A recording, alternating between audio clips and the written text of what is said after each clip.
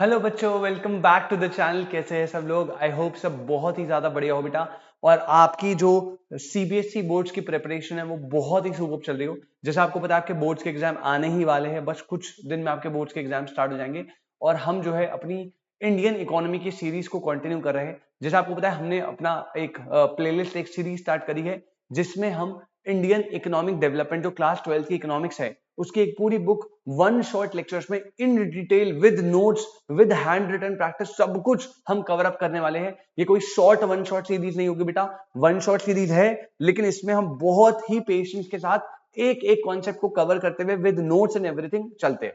Right, तो आज बेटा हम इसमें एकदम न्यू चैप्टर स्टार्ट करने वाले हैं, which is chapter number 4, human capital formation. Right, तो अभी तक अगर आपने सीरीज देखी है तो बहुत अच्छी बात है। आई होप आपने तीनों लेक्चर्स देखे हो, अच्छे से समझ आए हो।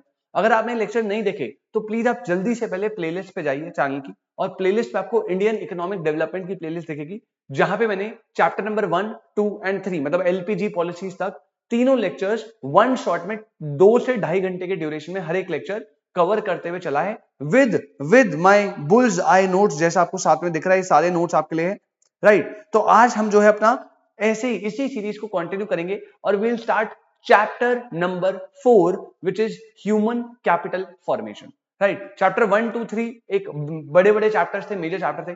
चैप्टर 3 के बाद जो चैप्टर्स चलते हैं बेटा 4, 5, 6, 7, ये सब जो 4 चैप्टर है आपके, ये छोटे छोटे चैप्टर है। Human capital, rural development, unemployment, environment, ये बेसिक चैप्टर है, लेकिन चैप्टर है इजी छोटे, बट बेटा इन चारों की वेटेज 20 मार्क्स है। मतलब हर एक चैप्टर ऑन एन एवरेज 5 से 6 नंबर का आता है। राइट, तो मेरे लिए मुझे लगता है ये बहुत ही जरूरी है, क्योंकि आप देखोगे नोट्स में अगर आपको हार्डली 7 या 8 पेजेस में पूरा कवर करा है चैप्टर, जिसमें सब कुछ कवर है, कुछ चीजों को छोड़ के। वो मैं एक चीज बता दूंगा आपको यहाँ पे क्या कवर नहीं है, आपको बुक से क्या करना है, अदरवाइज सब कुछ कवर है। एंड यहाँ पे हम इसको जल्दी से करेंगे, आज ही मेरे टाइमिंग रहेगी, शायद कोशिश करेंगे 1.5 घंटे में हम पूरा रैप अप कर ले, बट जैसा भी होगा देखेंगे, जल्दीबाजी कुछ नहीं करेंगे। अब चैप्टर को स्टार्ट करने से पहले कुछ बेसिक बातें मैं बता दूं बेटा। ये जो इंडियन इकोनॉमिक डेवलपमेंट की फुल सीरीज है, ऑल चैप्टर वन शॉट, ये आपको मेरे यूट्यूब चैनल, जिसमें आप अभी इसे देख रहे हो, यूट्यूब चैनल इको पढ़ लो में बेटा फ्री ऑफ कॉस्ट अपलोडेड है। फ्री ऑफ कॉस्ट पूरी की पूरी one shot series, all chapters with notes, पूरी free of cost YouTube channel playlist पे जाओ, इंडियन इकोनॉमिक डेवलपमेंट। दूसरी बात बेटा, यहां पे हमारा जैसा आपको पता है टोटल मिला के इंडियन इकोनॉमिक्स में 8 चैप्टर्स है। तो मेरी पूरी कोशिश यही है कि मैं 8 चैप्टर्स को 8 लेक्चर्स लगाऊं, जिसका एवरेज आवर ड्यूरेशन 2 आवर्स होगा। यानी बेटा 16 आवर्स में मैं आपका पूरा 40 मार्क्स का इंडियन इकोनॉमी कवर करवाने वाला हूं। 8 चैप्टर है, ऑन एन एवरेज पकड़ोगे हर लेक्चर 2 घंटे का होगा, कुछ बड़े कुछ छोटे हो सकते हैं, लेकिन ऑन एन एवरेज 2 घंटे का। तो टोटल मिला के 16 घंटे में 40 नंबर आप कवर कर सकते हो, एकदम प्रॉपर वाले। कोई समरी नहीं है, कोई ऐसा शॉर्टकट नहीं है, पूरे चैप्टर की एक एक हेडिंग इन डेप्थ कॉन्सेप्ट समझते हुए, एग्जांपल देते हुए रीडिंग करके पढ़ाऊंगा। राइट, तीसरी चीज बेटा, एक और चीज, अब जैसा आप देख रहे हो ये बुल्स आई नोट्स आपके पास है, ये मेरे बुल्स आई नोट्स है बेटा, ये मेरी बुक है पूरी। तो ये जो बुल्स आई नोट्स है, ये बुल्स आई नोट्स आपको मिल सकते हैं अगर आप चाहें तो। ऑल्दो आई प्रेफर कि जब मैं ये पढ़ा रहा हूं तो आप इसे साथ साथ बनाएं, ये सब उससे अच्छा कुछ हो ही नहीं सकता भाई, मैं पहले बता रहा हूं, साथ साथ बनाएंगे। जब आप लिखोगे चीजों को, आपकी अंडरस्टैंडिंग नेक्स्ट लेवल की आएगी। लेकिन हाँ, अगर आपके पास अभी टाइम का शॉर्टेज है और आपके साथ नोट्स लिखना बहुत हेक्टिक हो जाएगा, हमें आप प्लीज नोट्स प्रोवाइड कर दीजिए। तो यही नोट्स बेटा आपके सामने है, आप चाहो तो लिख सकते हो, लेकिन अगर आपके पास थोड़ा टाइम का क्रंच है, तो अगर आपको ये बुल्स आई नोट्स चाहिए मेरे, जिसमें पूरा का पूरा कोर्स कवरेज है इन जस्ट 40 पेजेस, 40 पेजेस में पूरी इंडियन इकोनॉमी मैंने कवर करी है, तो ये बुल्स आई नोट्स आपको मिल सकते हैं। बस आप जो नीचे नंबर लिखा रहा है, मैं यहां पे भी लिख देता हूं, 8447796332। बेटा इस नंबर पे आप एक व्हाट्सएप कर दीजिएगा बुल्स आई नोट्स के लिए, एंड बहुत ही नॉमिनल प्राइसेस में हम आपको प्रोवाइड कर देंगे bulls I notes. I will prefer कि आप लिख लो मेरे साथ, उससे अच्छा नहीं हो सकता, लेकिन अगर आपको चाहिए तो आप ले सकते हैं। ठीक है, चलिए बेटा, अब ज्यादा टाइम ना बर्बाद करते हुए स्टार्ट करते हैं आज का chapter, which is chapter number 4। और चैप्टर नंबर 4 का जो नाम है बेटा, वो है human capital formation. Chapter number 4 is what? Human capital formation. Human capital formation. अब बहुत ही प्यारा चैप्टर है, जनरली पेपर में ये चैप्टर 4 to 6 मार्क्स का पूछा जाता है, 4 से 6 नंबर आ जाते हैं इस चैप्टर में से, और बहुत ही सिंपल चैप्टर, एकदम बेसिक चैप्टर है, राइट।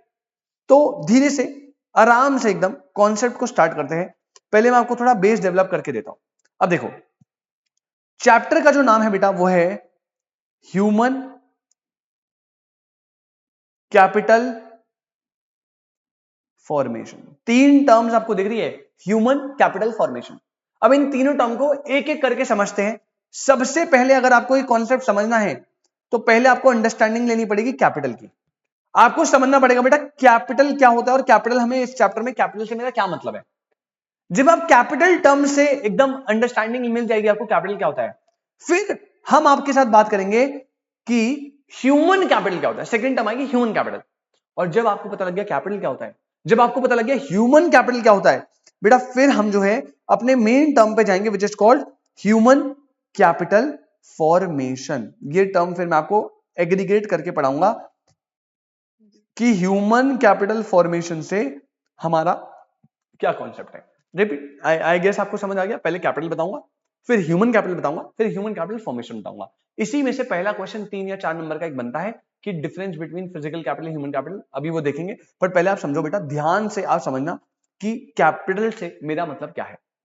अब कैपिटल को समझाने के लिए पहले मैं आपको थोड़ा सा बताता हूं प्रोडक्शन के बारे में। बहुत ध्यान से समझिएगा, बहुत ही इजी कॉन्सेप्ट है, बस आपको थोड़ा फोकस सुनना है। देखो बेटा, प्रोडक्शन जो है ना, प्रोडक्शन आपने सुना होगा, production of goods and service करते हैं। तो प्रोडक्शन एक तरीके का प्रोसेस होता है बेटा। अगर आपको कोई बोले कि भाई प्रोडक्शन क्या होता है, तो आप बोलोगे production is a process, production is a process. ठीक है जी सर, इस प्रोसेस में अपन क्या करते हैं बेटा, प्रोडक्शन एक ऐसा प्रोसेस है जिसमें हम एक एंड से इनपुट्स डालते हैं, एक एंड से क्या डालते हैं, इनपुट्स, और दूसरे एंड से हमें मिलता है क्या, आउटपुट। तो सिंपल टर्म में प्रोडक्शन इज अ प्रोसेस जिसमें हम एक एंड से इनपुट डाल रहे हैं और दूसरे एंड से आउटपुट निकल रहा है। अब ये जो इनपुट है बेटा, ये जो इनपुट है, इस इनपुट को प्यार से फैक्टर्स ऑफ प्रोडक्शन बोलते हैं। इसका एक और नाम है, राइट, इनपुट्स को क्या बोलते हैं, फैक्टर्स ऑफ प्रोडक्शन। सर मतलब बेटा, मतलब प्रोडक्शन करने के लिए जो फैक्टर्स या जो इनपुट्स आपको चाहिए। जैसे अगर मैं आपसे एग्जांपल की बात करूं, हम क्लासेस लेते हैं, तो ये भी तो एक सर्विसेज की प्रोडक्शन है।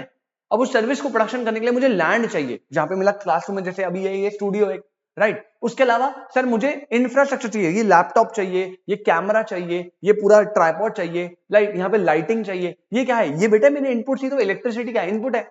इसके अलावा मेरा स्टाफ है, रिसेप्शन है, इंप्लॉइज है, वो क्या है, वो भी मेरे इनपुट है।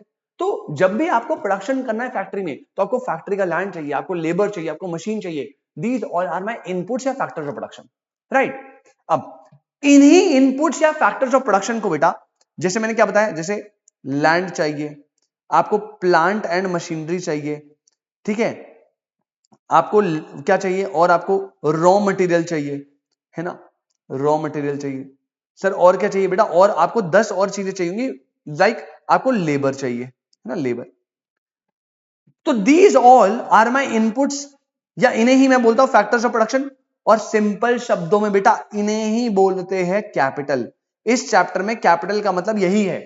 कैपिटल यानी इनपुट्स यानी फैक्टर्स ऑफ प्रोडक्शन का मतलब है वो फैक्टर्स जो आप प्रोडक्शन में लगाते हो ताकि गुड्स एंड सर्विस प्रोड्यूस हो पाए। तो टेक्निकली आउटपुट में अपने को क्या चाहिए होता है, आउटपुट मतलब गुड्स एंड सर्विसेज, आउटपुट मतलब गुड्स एंड सर्विसेज। पहले बताओ कैपिटल का मतलब समझ आया आपको, कैपिटल का मतलब एक बार फिर से रिपीट करो। प्रोडक्शन क्या है, एक तरह का प्रोसेस जिसमें अपन क्या लगाते हैं, इनपुट्स, सो दैट क्या निकले, आउटपुट। इनपुट को एक और टर्म में बोलते हैं फैक्टर्स ऑफ प्रोडक्शन, और इनपुट यानी फैक्टर ऑफ प्रोडक्शन को ही बोलते हैं कैपिटल। मतलब ये वो फैक्टर्स है प्रोडक्शन के लिए रिक्वायर्ड है, इनके बिना प्रोडक्शन नहीं हो सकता, like land, labour, plant and machinery, raw material etcetera. तो दीज आर माय कैपिटल। और जब मैं कैपिटल डालता हूं प्रोसेस में, तभी मेरा प्रोडक्शन में एंड रिजल्ट निकलता है विच इज गुड्स या सर्विसेज। क्या आपको ये वाली बात समझ आती है? तो आई होप आपको कैपिटल टर्म एकदम क्लियर है। अब ध्यान से दूसरी बात समझना बेटा, जो कैपिटल है वो दो तरीके का होता है। कैपिटल कितने टाइप का होता है, दो टाइप का। एक जो है बेटा वो है आपका फिजिकल कैपिटल, एक होता है physical capital. Like sir physical capital क्या है बेटा, land is my physical capital, plant and machinery is my physical capital, raw material is my physical capital. Physical capital क्या है? अरे भाई जो रिसोर्सेज प्रोडक्शन के लिए रिक्वायर्ड है, पॉइंट नंबर 1। फिजिकल कैपिटल क्या है? जो टैंजिबल है, जिन्हें आप देख सकते हो, फील कर सकते हो, दिख रहा है आपको, टैंजिबल एसेट है, वो फिजिकल कैपिटल। तीसरा, ये डेप्रिसिएट होते हैं over a period of time, like plant and machine में डेप्रिसिएशन लगता है। फिजिकल कैपिटल क्या है बेटा? बेटा फिजिकल कैपिटल जो है वो बेसिकली आप ये समझिए, जो भी land, plant and machinery, raw material, ये सब प्रोडक्शन के लिए जो रिक्वायर्ड है, वो आपका फिजिकल कैपिटल की कैटेगरी में आता है। नाउ सर व्हाट इज दूसरा कैपिटल? दूसरा कैटेगरी जो है बेटा कैपिटल की, वो होती है ह्यूमन कैपिटल। दूसरी कैटेगरी ऑफ कैपिटल है बेटा ह्यूमन कैपिटल, और ह्यूमन कैपिटल का एक ही एग्जांपल है बेटा लेबर। अब जैसे आपके लेबर जो है, उसकी स्किल, नॉलेज, ट्रेनिंग, एक्सपर्टीज, ये सब टैंजिबल नहीं है, ये इंटैंजिबल है, उसके अंदर इनहेरेंट है, और ये जो है these are your human capital. अब समझो, अगर मुझे प्रोडक्शन को इफेक्टिव बनाना है तो मुझे फिजिकल कैपिटल के साथ साथ ह्यूमन कैपिटल भी चाहिए। सर क्या मतलब? बेटा एक बात समझो ना, सिंपल सी, मुझे कैपिटल चाहिए, फिजिकल ह्यूमन दोनों, तभी प्रोडक्शन सही से हो पाएगी। सर कैसे मतलब? अगर मैं टॉप नॉच क्वालिटी की मशीन ले आया, ठीक है, मैं लैपटॉप सेटअप वेटअप लिया बढ़िया वाला, मैं रॉ मटेरियल सब कुछ आपके सामने सेटअप लगा दिया, लेकिन जो मैं टीचर हुआ, एज अ टीचर, मेरी स्किल्स, मेरी नॉलेज, मेरी एक्सपर्टीज, मुझे पढ़ाना ही नहीं आता बेटा, मतलब फिजिकल कैपिटल स्ट्रॉन्ग है बट ह्यूमन कैपिटल वीक है, तो क्या सर्विसेज अच्छे से प्रोवाइड हो पाएगी? Answer is no. मतलब प्रोडक्शन को एफिशिएंट बनाने के लिए you need both physical capital as well as human capital.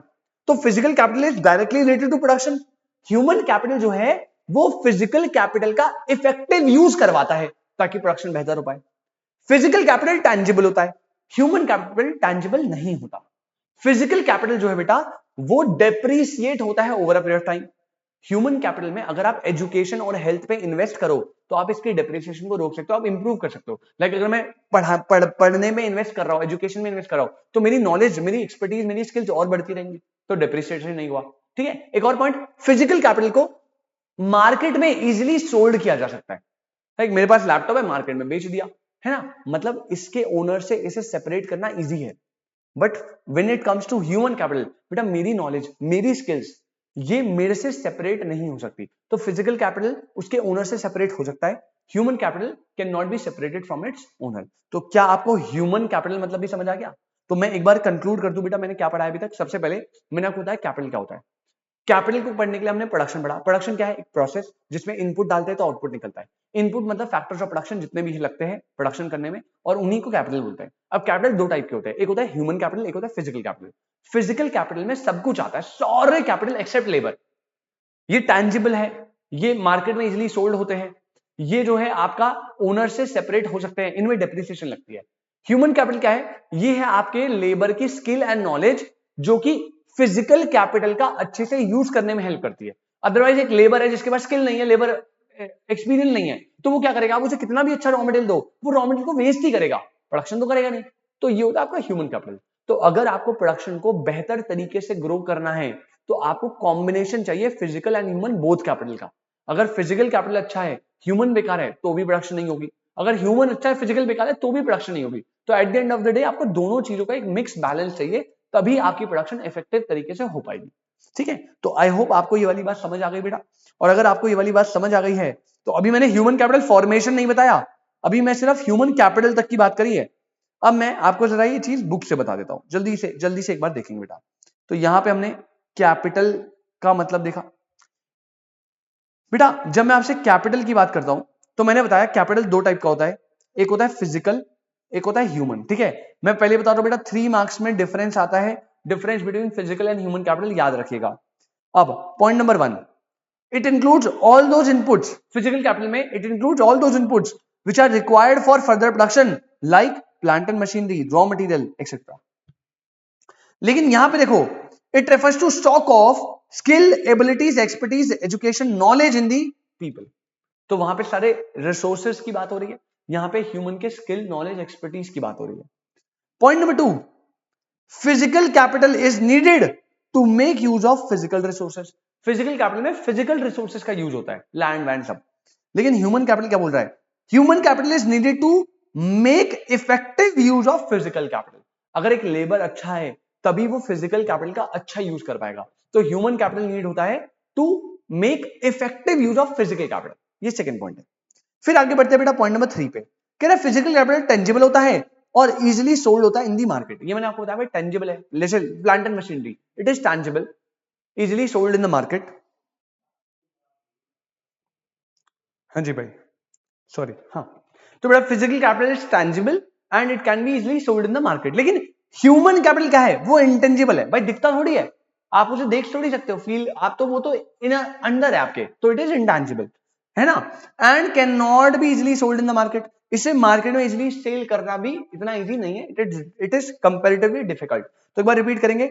इसमें सारे इनपुट्स आते हैं जो फर्दर प्रोडक्शन के लिए चाहिए। इसमें ह्यूमन लेबर की स्किल, नॉलेज, एक्सपर्टीज, एजुकेशन, ये सब आती है। ये जो है ये फिजिकल रिसोर्सेज होते हैं, ये ह्यूमन वाले यूज होते हैं effective use of physical capital के लिए।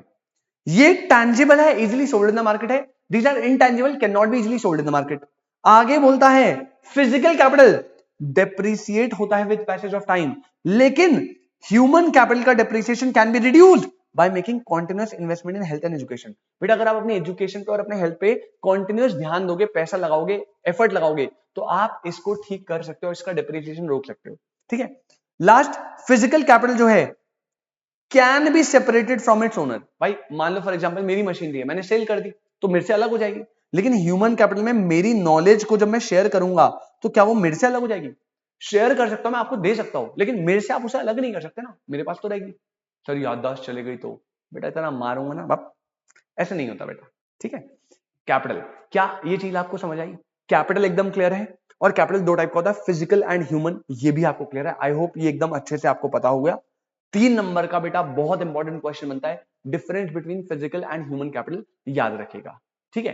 अब आगे बढ़ते हैं। अब सर आपने बता तो दिया फिजिकल कैपिटल क्या होता है, ह्यूमन कैपिटल क्या होता है, but sir human capital formation क्या है? What is human capital formation?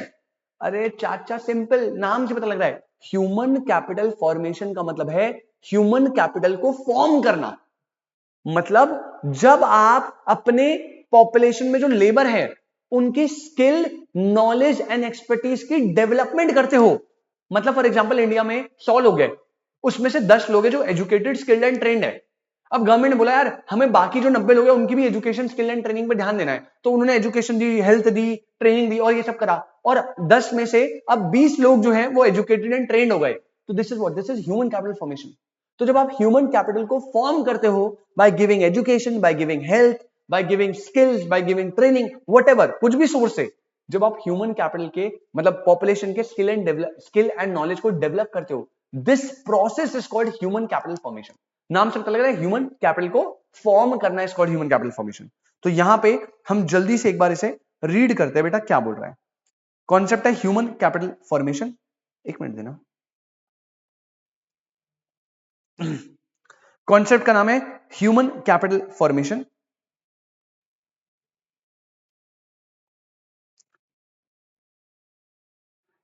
Human capital formation. अब यहां पे कॉन्सेप्ट क्या बोलता है ध्यान समझो, ये डेफिनेशन है बेटा, ठीक है, इंपॉर्टेंट है, याद रखिएगा। ह्यूमन कैपिटल फॉर्मेशन क्या है? रेफर्स टू डेवलपमेंट करना, क्या करना? इट रेफर्स टू डेवलपमेंट, किसकी development? Development of abilities and skills among population of the country. तो आपको सिंपल टर्म्स में कैसे याद रखना है, ह्यूमन कैपिटल फॉर्मेशन का मतलब क्या है? डेवलपमेंट करना। किसकी डेवलपमेंट करना? Of skills and abilities. बेटा ऐसे याद होगा, ब्रेक करो इसे। डेवलपमेंट करना किसकी? Skills and abilities of population in the country. Point number 2 ने क्या बोला? पॉइंट नंबर 2, ये एक प्रोसेस है, ह्यूमन कैपिटल फॉर्मेशन का प्रोसेस, किसका? Of acquiring and increasing number of people who have skills, education and experience. तो बेसिकली जो लोग हैं, जो स्किल है, एजुकेटेड है, एक्सपीरियंस है, उनके नंबर को बढ़ाने का process is called human capital formation. और लास्ट बेटा point number 3, which is what?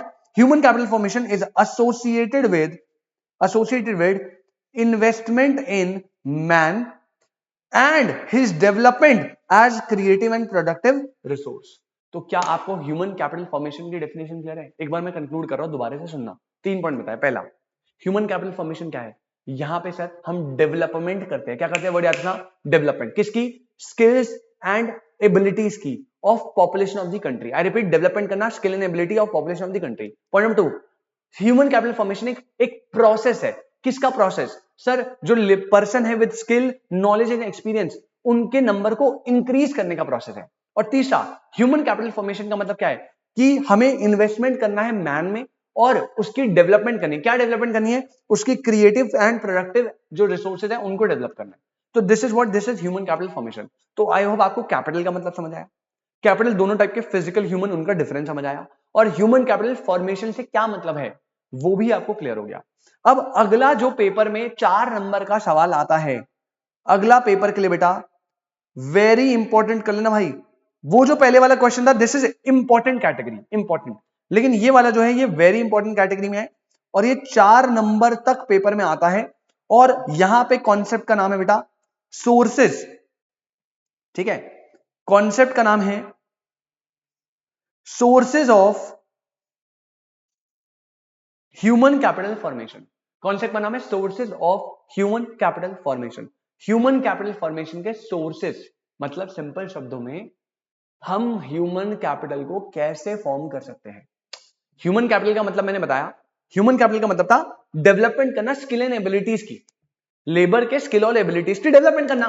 तो अब सोर्सेज में हम ये पढ़ने वाले हैं कि वो क्या तरीके हैं, वो क्या मेथड्स है जिसपे हम ह्यूमन कैपिटल को फॉर्म कर सकते हैं। तो बेटा देयर आर 5 सोर्सेज। अब आप कहोगे सर अच्छा पेपर में क्वेश्चन ऐसा आएगा कि ह्यूमन कैपिटल फॉर्मेशन के सोर्सेज बताओ 4 नंबर में 4। बेटा ऐसा नहीं आएगा, आपको वो कोई भी एक सोर्स देगा। आप देख रहे हो मैंने कितना कंटेंट लिखा है, 4 पॉइंट यहां पे, 4 पॉइंट, 5 पॉइंट यहां पे, 4-5 पॉइंट यहां पे, 4-5 पॉइंट यहां पे, 4-5 पॉइंट हर उसमें मैंने 3-4, 4-5 पॉइंट लिखवाए हैं। क्यों? क्योंकि पेपर में आपको कोई भी एक आएगा, वो बोलेगा एक्सप्लेन करिए ह्यूमन कैपिटल फॉर्मेशन का सोर्सेज। लेट्स से जो फेवरेट है वो है on the job training. On the job training explain करो। चारों नहीं पूछेगा, कोई एक पूछेगा। वो बोलेगा कि बताइए एक्सपेंडिचर ऑन हेल्थ करने से ह्यूमन कैपिटल किस तरीके से फॉर्म होता है। तो आपको वो समझाना है एक्सपेंडिचर ऑन हेल्थ। तो देयर आर 5 सोर्सेज जिससे आप ह्यूमन कैपिटल को फॉर्म कर सकते हो बेटा। सबसे पहला, एक एक करके रीड करेंगे जल्दी से। पहला है एजुकेशन। मैंने एक्सपेंडिचर ऑन एजुकेशन लिखा है, आपकी बुक में हो सकता है इन्वेस्टमेंट ऑन एजुकेशन लिखा हो। पॉइंट है पहला सिंपल सा, अगर मुझे ह्यूमन कैपिटल फॉर्म करना है, पहला बेटा आप अपना पैसा कहां बर्बाद कर सकते हो? पढ़ाई लिखाई पे पढ़ाई, एजुकेशन पे पैसा बर्बाद करो, है ना? बहुत बढ़िया, ठीक है। दूसरा है बेटा एक्सपेंडिचर ऑन हेल्थ। जब तुम्हारा भाई जिम जा रहा है 3 महीने से, भाई हेल्थ पे ध्यान दे रहा है, तो आप अपना दूसरा पैसा कहां बर्बाद कर सकते हो? हेल्थ पे। मस्ती ले रहे हो बेटा, पैसा बर्बाद नहीं। तो पहला, अगर आपको ह्यूमन कैपिटल फॉर्म करना है, फर्स्ट सोर्सेज आप एजुकेशन में खर्चा करिए, वहां से आपकी स्किल डेवलपमेंट, ट्रेनिंग, ये सब एबिलिटीज बेटर हो सकती है। दूसरा आपकी हेल्थ पे। अब जैसे अगर मैं हेल्थ पे खर्चा कर रहा हूँ, जिम जा रहा हूँ, डाइट ले रहा हूँ, प्रॉपर न्यूट्रिशन ले रहा हूँ, तो मेरी जो हेल्थ है वो अच्छी रहेगी, बीमार कम पड़ूंगा। बीमार कम पड़ूंगा तो मैं प्रोडक्शन क्या कर पाऊंगा? ज्यादा कर पाऊंगा। अगर एक लेबर है जो भाई जिसके पास प्रॉपर न्यूट्रिशन नहीं है, जो जिसकी तबियत खराब होती रहती है बार बार, वो छुट्टी लेता रहेगा, तो प्रोडक्शन में क्या होगा? फॉल आएगा। तो पहला तरीका आप एजुकेशन में पैसा खर्च करोगे, दूसरा है हेल्थ पे। तीसरा जो सबसे फेवरेट है उनका, इसे स्टार बना लेना, ये है on the job training. On the job training का मतलब क्या? देखो बेटा, गाड़ी के बारे में सीखने के 2 तरीके हैं। पहला तरीका, आप स्कूल पास करके मैकेनिकल इंजीनियरिंग कर लो, बीटेक। मैकेनिकल इंजीनियरिंग होती है बेटा, 4 साल की इंजीनियरिंग होती है, उसमें आपको गाड़ी के मैकेनिकल इंजीनियरिंग के बारे में पढ़ाएंगे, दबा के गाड़ी में ये इंजन विंजन सब पढ़ा देंगे, बस एजुकेशन एजुकेशन। उसके बाद 4 साल आपने पढ़ लिया, पर आपको प्रैक्टिकल नॉलेज घंटा कुछ नहीं आता, आपको पढ़ा हुआ है। फिर आपको जो है आप प्लेसमेंट में जाओगे, वहां पे आपको 6 महीने की ट्रेनिंग देंगे, देन आप काम सीखोगे। तो पहला तरीका आपने एजुकेशन कर लिया, आप गाड़ी के बारे में सीख गए। दूसरा तरीका जो पुराने लोग करते थे, अगर आपको गाड़ी के बारे में सीखना है, मैकेनिक बनना है, तो अब एक काहे बात की मैकेनिकल इंजीनियरिंग। आप जो है आप जिसको भी काम सीखना है वो क्या करेगा? वो अपने आसपास जो भी मैकेनिक की शॉप है बढ़िया वाली, उसमें जाकर कहेगा भैया काम दे दो, मुझे काम सीखना है, काम सिखा दो। तो वो क्या करेंगे? वो 6 महीने उसे रखेंगे ट्रेनिंग पे। अब क्या करेंगे? वो जब भी मेन मैकेनिक कुछ भी करेगा तो उसको बैठा देंगे, इधर बैठ भाई, अब ऐसे देख, ऐसे करना है, ये नट ऐसे करना है, ये ऐसे करना है, ये वाट यहां लगता है। तो वो क्या है? वो ऑन द जॉब ट्रेनिंग है। मतलब आप जो है जॉब ज्वाइन करके ट्रेनिंग ले रहे हो, समझ रहे हो? और आपको इसमें क्या होता है, एजुकेशन में आपको प्रैक्टिकल एक्सपोजर नहीं मिलता 4 साल तक, इसमें आपको डे 1 से प्रैक्टिकल एक्सपोजर मिल रहा है। तो on the job training skill development का सबसे मेजर फॉर्म है। एजुकेशन से आपकी स्किल डेवलपमेंट नहीं होती, आपको नॉलेज मिल जाती है, ठीक है, बेटर है, आपका दिमाग ग्रो करता है, लेकिन जो प्रैक्टिकल स्किल है चीज को करने की, वो बेटा ऑन द जॉब ट्रेनिंग से ही आती है। तो आप एक्सपेंडिचर ऑन एजुकेशन कर सकते हो, आप एक्सपेंडिचर ऑन हेल्थ कर सकते हो, आप ऑन द जॉब ट्रेनिंग कर सकते हो। एक है एक्सपेंडिचर ऑन माइग्रेशन। माइग्रेशन समझते हो, जब आप एक एरिया से दूसरे एरिया में शिफ्ट होते हो, जनरली गांव के लोग जो है वो अर्बन एरियाज में शिफ्ट होते हैं फॉर बेटर जॉब अपॉर्चुनिटी। तो जब आप माइग्रेशन करते हो उससे भी आपका ह्यूमन कैपिटल फॉर्म होता है। सर कैसे? अब देखो गांव में क्या स्कूल की फैसिलिटी है, कॉलेज फैसिलिटी है? नहीं। हेल्थ फैसिलिटी है इतनी अच्छी? नहीं। तो अर्बन एरियाज में लोग शिफ्ट होते हैं सो दैट उन्हें बेटर हेल्थ मिले, बेटर जॉब अपॉर्चुनिटी मिले, बेटर एजुकेशन मिले, हायर इनकम मिले। तो वहां जब आप माइग्रेट करते हो तो भी तो आपकी ह्यूमन कैपिटल फॉर्म हो रही है। और लास्ट बेटा एक्सपेंडिचर ऑन इन्फॉर्मेशन। ये नॉर्मल सा पॉइंट है कि भैया इंफॉर्मेशन ग्रैब करिए, न्यूज़पेपर, मैगजीन, जो भी आसपास आपके चल रहा है उन सब चीजों पे ध्यान दीजिए, वो भी एक डेवलपमेंट का ही फॉर्म है। तो अगर आपको ह्यूमन कैपिटल फॉर्मेशन करना है तो there are 5 sources. I repeat, there are 5 sources. Number 1, expenditure on education, पढ़ाई लिखाई पे ध्यान दीजिए। दूसरा, expenditure on health, diet, fitness, उस सब पे ध्यान दीजिए, प्रोडक्शन में बेटर आएगा। On the job training which is very important, इसको अच्छे से याद करना। Migration and information. अब ये पांचों पॉइंट आपको समझने हैं, और सबसे इंपॉर्टेंट समझने से ज्यादा अच्छा याद रखने हैं, क्योंकि पेपर में कोई एक पॉइंट आएगा कि भैया ये वाला पॉइंट एक्सप्लेन कर दीजिए। आई रिपीट, 4 नंबर में चारों नहीं आएंगे, पांचों नहीं आएंगे, कोई एक आएगा। तो आपको सबके अंदर का कंटेंट पता होना चाहिए। अब आपको बोलूंगा ना लिखने को, आपको कहते इसमें क्या याद करना, लिख लेंगे, बट जब आपसे लिखवाऊंगा तो आपके भाई दिक्कत होने लग जाएगी। तो बेटा सारी चीजों को सोचकर ही आपके लिए चीजें बताई है, तो आप प्लीज कोशिश करिएगा कि इसे लर्न कर लो, तो उससे बेहतर कोई चीज नहीं है। ठीक है, चलिए अब मैं एक्सपेंडिचर ऑन एजुकेशन पे चर्चा करने वाला हूं। फटाफट से बस रीड करवा लो, ध्यान से सुनिएगा। बिल्कुल बेसिक पॉइंट है, बस आप पॉइंट देख के जाना ताकि आपको पता हो आइडिया किस तरीके से लिखना है। क्या कह रहा है? Proper utility of man power depends on the system of education and training of the people. कह रहे हैं मैन पावर यूटिलिटी जो है, मतलब आपकी जो मैन पावर है वो कितने एफिशिएंटली काम कर सकती है, ये उनके एजुकेशन एंड उनके ट्रेनिंग पे डिपेंड करता है बहुत ज्यादा। Point number 2, labor skill of an educated person is more than uneducated person, which enables him to generate more income than the uneducated person। ये बात आप मानोगे बेटा 100%। आप दो बंदे, एक एजुकेटेड अनएजुकेटेड, दोनों में जो लेबर स्किल है वो एजुकेटेड में ज्यादा होगी। कैसे? अब देखो अनएजुकेटेड क्या है, उसके पास कोई नई मशीन आई, उसे सीखने में टाइम लगेगा। मान लो एक करंट मशीन पे ऑपरेट कर रहा है, उसे पता है लाल बटन से ऑफ होगा, ग्रीन से ऑन होगा, उसे मशीन चलानी आती है। अब एक हाईटेक मशीन पे आपने अपग्रेड करा, उसमें बहुत सारे बटन है, ऑटोमेशन है, उसे समझने में उसे ज्यादा प्रॉब्लम आएगी। बट अगर एक एजुकेटेड पर्सन है तो वो बहुत इजीली चेंजेस को अडेप्ट कर लेगा। सॉरी, वो बहुत इजीली नई टेक्नोलॉजी को समझ सकता है। तो ये जनरली देखा गया है, ऐसा हमेशा नहीं बट जनरली ऐसा देखा गया है कि क्या बोल रहा है second point, labour skill of educated person is more then labour skill of uneducated person. तो टेक्निकली जो एजुकेटेड पर्सन है वो इनकम भी ज्यादा अर्न कर पाता है रादर देन अनएजुकेटेड। आपके माँ बाप के एजुकेशन पे इतना खर्चा क्यों कर रहे हैं? क्योंकि उन्हें लगता है हमारा बेटा हमसे ज्यादा अर्न करे। अगर हमने स्कूलिंग करी है तो हमारा बेटा कॉलेज जाए, प्रोफेशनल कोर्सेज करे, सो दैट वो हमसे ज्यादा कमा पाए। राइट, तो ये चीज है। आगे बोलता है पॉइंट नंबर 3, इकोनॉमिस्ट ने स्ट्रेस दिया है, economists have stressed the need of expanding educational opportunities in nation as it accelerate the development process. वो भाई आपको पता है भाई गवर्नमेंट कितना एजुकेशन पे खर्चा कर रही है, उसका मेन रीजन ही यही है बेटा, क्योंकि एजुकेशन पे खर्चा होने से जो डेवलपमेंट प्रोसेस है वो फास्ट होता है, एक्सेलरेट होता है, उसे बूस्ट मिलता है। तो ये एक इंपॉर्टेंट पॉइंट है। और last, individual invest in education to increase their future income and raise standard of living। आप आज एजुकेशन पे इन्वेस्ट करो ताकि आपकी फ्यूचर इनकम ज्यादा हो, सॉरी आपका स्टैंडर्ड ऑफ लिविंग बेटर हो। तो this is your point number 1, expenditure on education. 4 number के लिए 4 पॉइंट आपको याद रखने। ठीक है, तो यहां पे हमने पहला वाला पॉइंट अपना डन कर लिया। अब आते हैं पॉइंट नंबर 2 पे, which is expenditure on health. ऐसे बेटा बस 4 पॉइंट करके फटफट हम डन करेंगे, सारे पॉइंट जल्दी से डन हो जाएंगे। छोटा सा चैप्टर है, मैंने बताया अभी आपको क्या कराया। पहला क्वेश्चन था फिजिकल और ह्यूमन कैपिटल का डिफरेंस, दूसरा टॉपिक था ह्यूमन कैपिटल फॉर्मेशन का मीनिंग, और तीसरा टॉपिक था सोर्सेस, है ना, अभी जो चल रहा है। सोर्सेस के बाद ह्यूमन कैपिटल फॉर्मेशन के मेरिट्स और डीमेरिट्स, मेजॉरिटी चैप्टर खत्म हो गया। फिर एक छोटा सा टॉपिक बचेगा एजुकेशन सेक्टर के ऊपर, वो नोट करवा के पूरा टॉपिक ही खत्म हो जाएगा। तो ज्यादा बड़ा चैप्टर नहीं भाई, अब जितने भी चैप्टर है वो बहुत छोटे छोटे चैप्टर्स हैं, तो आपको ज्यादा एफर्ट लगाने की उसमें जरूरत नहीं, थोड़े से एफर्ट से काम हो जाएगा। लेकिन हाँ, छोटे इसका मतलब नहीं है पेपर में नहीं आएंगे। 4 चैप्टर ये जो है अगली यूनिट में 4 जो आ रहे हैं, ये वाला और आगे के 3 20 मार्क्स के बेटे थे, 20। जो पहले के 3 पढ़े थे वो सिर्फ 12 नंबर के थे, तो कंपेरेटिवली उन तीनों में पढ़ना ज्यादा है 12 नंबर के लिए, इन चारों में पढ़ना कम है 20 नंबर के लिए। तो अब दिमाग लगाओ, स्मार्ट वर्क कहां पे है, यहां पे।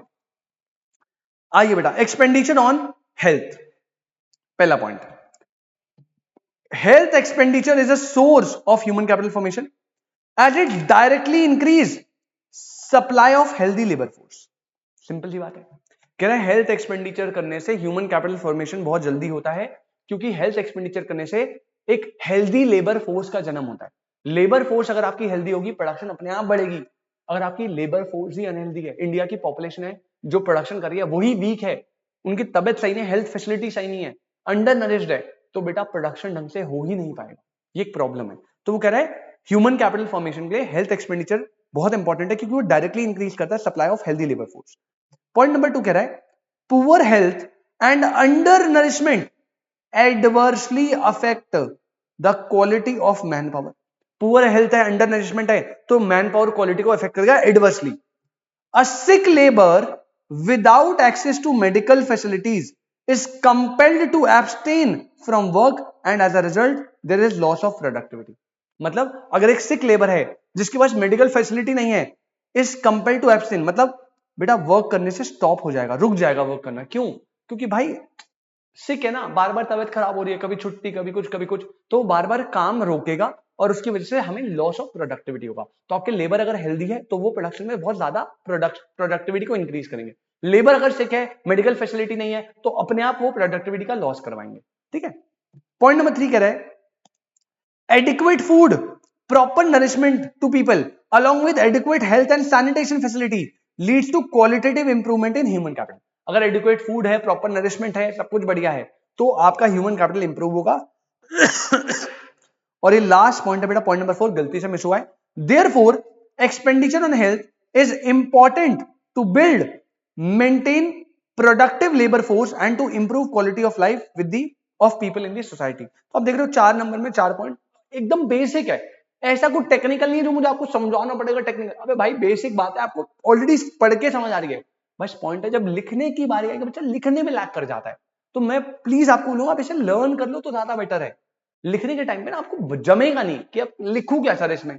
आप 1 पॉइंट लिखोगे, 2 लिख लोगे, उसके बाद आप रुक जाओगे। ये प्रॉब्लम हमने देखी है बच्चों के साथ, राइटिंग प्रैक्टिस करी नहीं है, देख लिया हाँ ये तो बहुत ईजी है, तभी बोल रहा हूं लर्न कर लो पॉइंट्स को। एटलीस्ट पूरे पॉइंट नहीं लर्न करे तो एक समराइज में कि हाँ ये कीवर्ड पहले पॉइंट में था, दूसरे में लिखना है, तीसरे में लिखना है, ऐसे करके स्ट्रक्चर बना लो ताकि आंसर थोड़ा प्रेजेंटेबल लगे। और लास्ट एक और चीज बोलिए बेटा कि हेल्थ एक्सपेंडिचर कितने तरीके का होता है। अब हम बोल रहे हैं ना हेल्थ एक्सपेंडिचर करिए आप ह्यूमन कैपिटल के लिए, तो कितने तरीके का होता है। पहला होता है प्रिवेंटिव मेडिसिन। प्रिवेंटिव होता है जो आप तबियत खराब होने से पहले लगाते हो। लाइक जिसको कोविड नहीं होता उसको पहले टीके लग रहे थे ना, ताकि आपको कोविड हो ही ना। बचपन में आपको पोलियो के इंजेक्शन लगाए, वो क्या है, वो प्रिवेंटिव मेडिसिन है जो बीमार होने से पहले ही लग जाता है, ताकि आप बीमारी को पहले ही रोक दो। एक तरीका ये होता है, एक खर्चा आप यहां कर सकते हो। दूसरा क्योरेटिव मेडिसिन। क्योरेटिव है जो तबियत खराब होने के बाद, जैसे कोविड हो गया या आपको कोई भी बीमारी हो गई, उसके बाद उसका एक ट्रीटमेंट चलता है ना, दैट इज क्योरेटिव मेडिसिन। तो अगर आपको हेल्थ एक्सपेंडिचर करना है तो आप प्रिवेंटिव मेडिसिन पे कर सकते हो, क्योरेटिव मेडिसिन पे। और एक होती है सोशल मेडिसिन। लाइक जब कोविड आया था तो प्रिवेंटिव क्योरेटिव तो था ही, क्या हमने उसकी एडवर्टाइजमेंट नहीं करी थी, मास्क पहनिए, 2 गज की दूरी मेंटेन करिए, हाथ को बार बार वॉश करिए, पढ़ रहे थे ना आप, घर से बाहर मत निकलिए, तो ये एडवर्टाइजमेंट में भी खर्चा होता है। तो आपको ना अवेयरनेस फैलानी है बीमारियों के बारे में कि भाई ये बीमारी इससे होती है। अब जब डेंगू का टाइम आता है, मलेरिया का टाइम आता है, तो कितना सोशल मेडिसिन पे खर्चा होता है, आप घर घर में जाते हैं, वो चेकिंग करवाते हैं, तो ये भी तो एक तरीके का खर्चा ही है। तो ये 3 तरीके के हेल्थ एक्सपेंडिचर होते हैं and that's is your expenditure on health. तो एजुकेशन हो गया, हेल्थ हो गया। अब आते हैं बेटा थर्ड पॉइंट में, विच is very very very important. इसको तो बेटा वेरी इंपॉर्टेंट कर लेना क्योंकि सबसे ज्यादा बार पेपर में यही आया है। थर्ड पॉइंट है ऑन द जॉब ट्रेनिंग। ये आजकल की हर एक कंपनी, कॉर्पोरेट वर्ल्ड में हर एक कंपनी ये चीज कर रही है, क्योंकि उन्हें समझ आ गया जल्दी और एफिशिएंट तरीके से स्किल डेवलप करनी है तो on the job training he best है। ये बेकार है 6 महीने आपको पढ़ाया जाए कुछ चीज, फिर 6 महीने आपको सिखाया जाए, क्योंकि पढ़ने के बाद आप वैसे भी नहीं सीख पाते, तो सीधा साला 6 महीने सिखाई दो, बैठ भाई, ऐसे होता है काम। सॉरी। तो क्या बोलता है?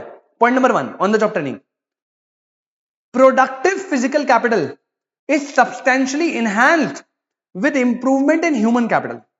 बेटा एक अच्छा पॉइंट जो आप लिख सकते हो, कह रहा है फिजिकल कैपिटल की प्रोडक्टिविटी इनहैंस हो जाती है विद अच्छा ह्यूमन कैपिटल।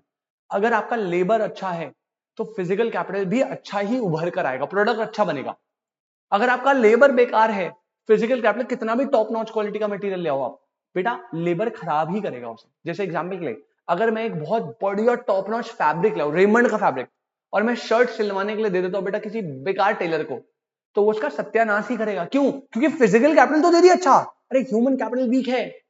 लेकिन अगर मैं एक नॉर्मल फैब्रिक भी लाऊं और एक बहुत अच्छे टेलर से सिलवाऊं, माप वाप लेके बढ़िया एकदम टॉप नॉच फिटिंग के साथ, तो वो नॉर्मल फैब्रिक का भी लुक एनहांस हो जाएगा। क्यों? क्योंकि ह्यूमन कैपिटल में दम है।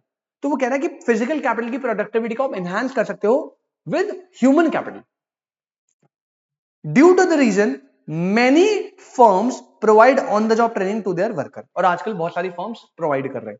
Point number 2, such training has the advantage that it can be provided fast. अब इसका एडवांटेज बता रहा है। पहला एडवांटेज क्या है कि भैया ये जल्दी प्रोसेस है, विदाउट मच कॉस्ट। अच्छा मतलब टाइम भी इफेक्टिव है, कम टाइम में होता है, और कॉस्ट भी इतनी नहीं लगती कंपैरेटिवली।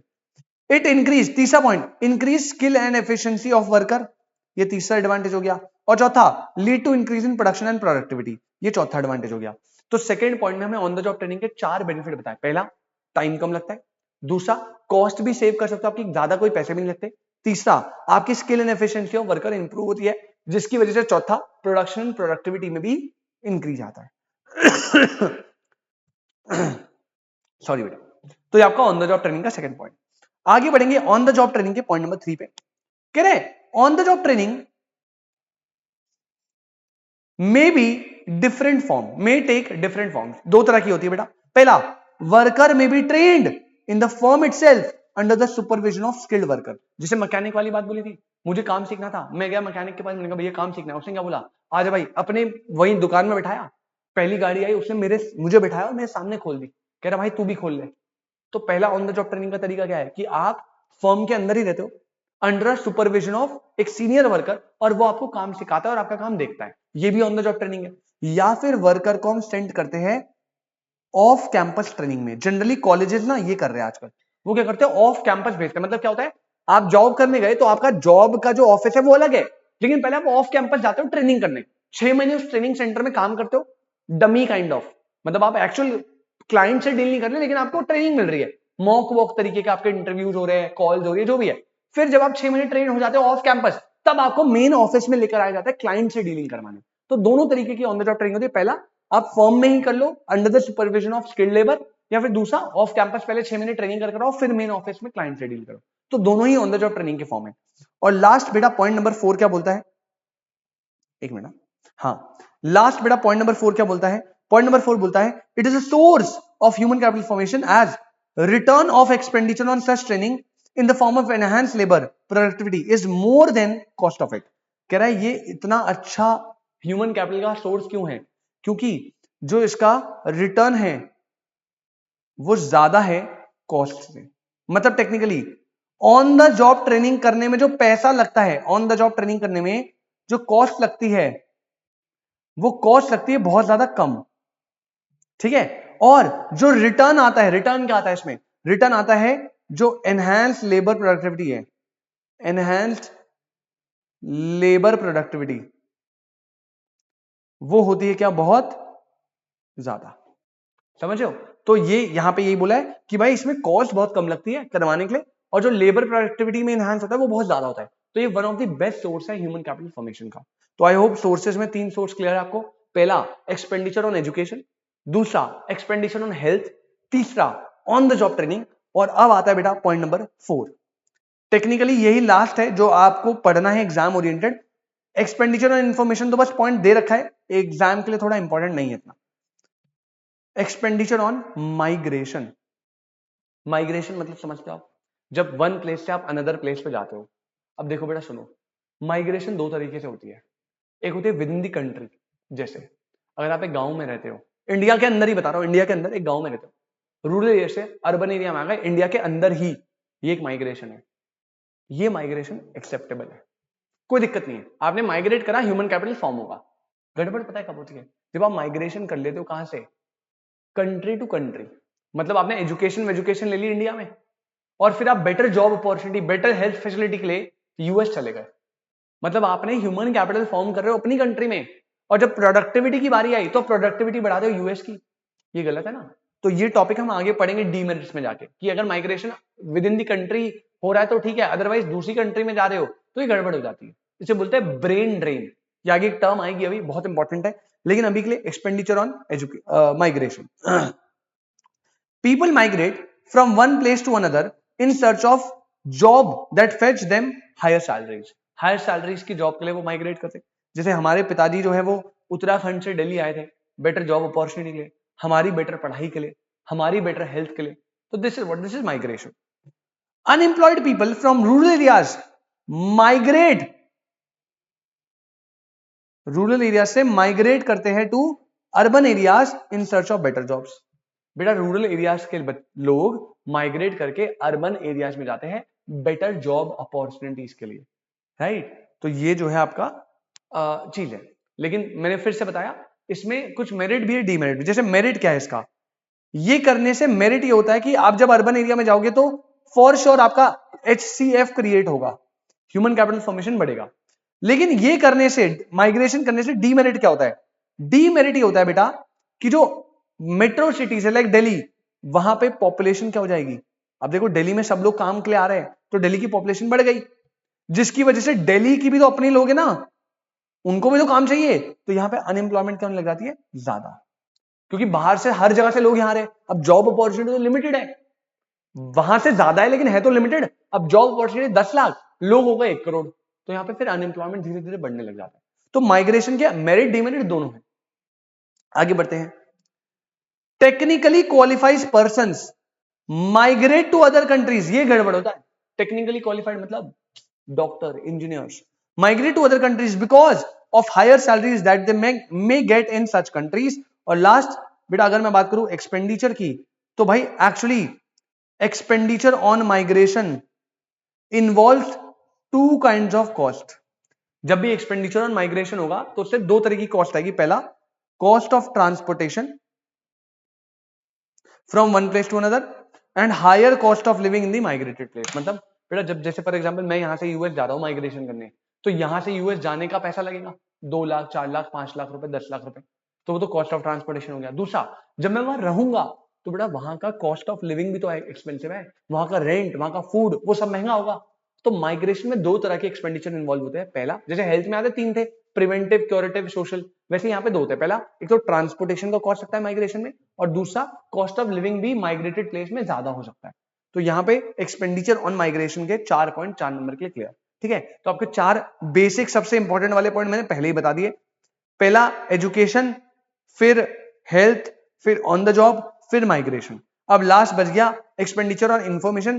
पेपर के लिए ये एग्जाम ओरिएंटेड ज्यादा नहीं है, तो नॉट इंपॉर्टेंट फॉर एग्जाम। तो आई विल नॉट सजेस्ट कि आप इसे लर्न करो क्योंकि टाइम आपके पास ऑलरेडी कम है, बट आई विल सजेस्ट कि आप इसे एक बार रीड जरूर कर लेना। एक मिनट ना, एक बार आप इसे रीड जरूर कर लेना। रीड कर लोगे तो आपको काम हो जाएगा इतने में। एक्सपेंडिचर ऑन इंफॉर्मेशन, तो कह रहा है भाई इंफॉर्मेशन रखो बढ़िया, इंफॉर्मेशन अच्छी होगी तो ऑन द जॉब तो ह्यूमन कैपिटल फॉर्म होगा। चलिए भाई स्टार्ट करते हैं। Point number 1, expenditure is incurred to acquire information relating to labour market and other market. आपको मार्केट की इंफॉर्मेशन होनी चाहिए और इंफॉर्मेशन के लिए आपको एक्सपेंडिचर लगेगा। It involves amount spent on seeking information about the educational institution, their educated standard and cost of education. हर एक चीज के बारे में इंफॉर्मेशन इसमें इन्वॉल्व होता है। Information is necessary to make decision regarding investments in human capital as well as for efficient utilization of acquired human capital stock. अरे भैया, जब आपके पास इंफॉर्मेशन है तभी तो आप डिसीजन मेकिंग कर पाओगे ना। मैं किसी चीज में डिसीजन कब ले पाऊंगा? जब मुझे दोनों 2 केस, मान लो केस ए केस बी, अब मुझे देखना है कि भाई मुझे ए लेना है बी लेना है। अब मुझे, मैंने सोचा मैंने बी लेना है, बेटा वो डिसीजन मेकिंग के लिए पहले मुझे दोनों के बारे में इंफॉर्मेशन होनी चाहिए कि यहाँ क्या है, यहाँ क्या अपॉर्चुनिटी, यहाँ क्या थ्रेट्स है, यहाँ क्या अच्छा है, यहाँ क्या बुरा है, फिर इसको देखूंगा, फिर दोनों को कंपेयर करूंगा, तभी तो डिसीजन मेकिंग ले पाऊंगा। तो डिसीजन मेकिंग के लिए इंफॉर्मेशन होना बहुत जरूरी है। तो expenditure on information is another source of human capital formation. तो यहां तक हमने अपना टॉपिक को रैप अप करा। एक बार आप मेरे साथ, मां कसम है आपको, एक बार आप मेरे साथ पूरे कॉन्सेप्ट को रिवाइज करेंगे। हमने सिर्फ 3 टॉपिक पढ़े, difference between physical human capital formation का मीनिंग और सोर्सेस। तो सबसे पहले मैंने बताया प्रोडक्शन एक प्रोसेस है जिसमें हम इनपुट डालते हैं, आउटपुट निकलता है। इस इनपुट को फैक्टर्स ऑफ प्रोडक्शन या कैपिटल बोलते हैं। इसमें सारी चीज आती है जो भी प्रोडक्शन के लिए चाहिए, लैंड, लेबर, कैपिटल, इनपुट, सब कुछ, रॉ मटेरियल, प्लांट मशीन, सब कुछ। ये जो कैपिटल है 2 टाइप का होता है, फिजिकल और ह्यूमन। डिफरेंस क्या है? फिजिकल कैपिटल में सारे रिसोर्सेज आते हैं फॉर फर्दर प्रोडक्शन, ठीक है। ये आते हैं आपकी पीपल के skill, knowledge, expertise and education, ये फिजिकल रिसोर्सेज होते हैं। बट ह्यूमन कैपिटल क्या है? ये बेसिकली फिजिकल कैपिटल का इफेक्टिव यूटिलाइजेशन करने में हेल्प करते हैं। Physical capital R tangible, can easily sold in the market. These are intangible, cannot be sold in the market easily. चौथा, ये डेप्रिसिएट होते हैं विद पैसेज ऑफ टाइम। इसकी डेप्रिसिएशन आप रोक सकते हो अगर आप कॉन्टिन्यूस एफर्ट कर रहे हो एजुकेशन और हेल्थ में। पांचवा, इसके ओनर से आप इसे सेपरेट कर सकते हो, इसको सेपरेट नहीं किया जा सकता। ये हो गया डिफरेंस। उसके बाद सेकंड टॉपिक है ह्यूमन कैपिटल फॉर्मेशन का मीनिंग। अगर आपको याद हो बेटा, ह्यूमन कैपिटल फॉर्मेशन का मीनिंग क्या बताया था? पहला पॉइंट, ह्यूमन कैपिटल फॉर्मेशन में हम डेवलपमेंट करते हैं। क्या करते हैं? डेवलपमेंट करते हैं। किसकी? स्किल्स एंड एबिलिटीज की, skills and abilities of the population. Point number 2, human capital formation एक प्रोसेस है। सर किसका प्रोसेस है? बेटा this process of increasing the number of people जिनके पास स्किल, नॉलेज, एक्सपर्टीज सब कुछ है। और तीसरा पॉइंट, ह्यूमन कैपिटल फॉर्मेशन जो है उसमें हम मैन में इन्वेस्ट करते हैं और उसकी क्रिएटिव एंड प्रोडक्टिव एफिशिएंसी को एनहांस करते हैं। तो ये मीनिंग हो गया। फिर ह्यूमन कैपिटल फॉर्मेशन करने के सोर्सेज बताए, कितने तरीके? 5 तरीके। पहला, आप एजुकेशन में इन्वेस्ट कर सकते हो, आप हेल्थ में इन्वेस्ट कर सकते हो, आप ऑन द जॉब ट्रेनिंग में इन्वेस्ट कर सकते हो, आप माइग्रेशन कर सकते हो और आप एक्सपेंडिचर कर सकते हो इंफॉर्मेशन में। ये पांचों में से आप कुछ भी करोगे तो आपका ह्यूमन कैपिटल फॉर्म होगा, मतलब आपकी स्किल, नॉलेज, एबिलिटीज का डेवलपमेंट होगा। ठीक है, तो आई होप आपको ये वाली चीज एकदम अच्छे से क्लियर है। और बेटा 5 सोर्सेज में से कोई भी एक सोर्स आएगा 4 नंबर के लिए, वेरी इंपॉर्टेंट। पहले ही बता रहा हूं, बाद में बोलना मत, बताएं नहीं। अब मेन काम क्या आता है? देखो अब 2 टॉपिक आ गए। पहला, ह्यूमन कैपिटल फॉर्मेशन का इंपॉर्टेंस, मेरिट, एडवांटेजेस, जो भी आप बोलो पॉजिटिव साइड। और दूसरा, ह्यूमन कैपिटल फॉर्मेशन के प्रॉब्लम्स, अब क्रिटिकल जो डीमेरिट है, डिसएडवांटेज है वो। ये 2 टॉपिक पढ़ने हैं। उसके बाद बस एक टॉपिक आएगा एजुकेशन सेक्टर इन इंडिया, और यहाँ पे आपका चैप्टर खत्म। ठीक है, 3 पेज बचे, merit, demerit, education sector.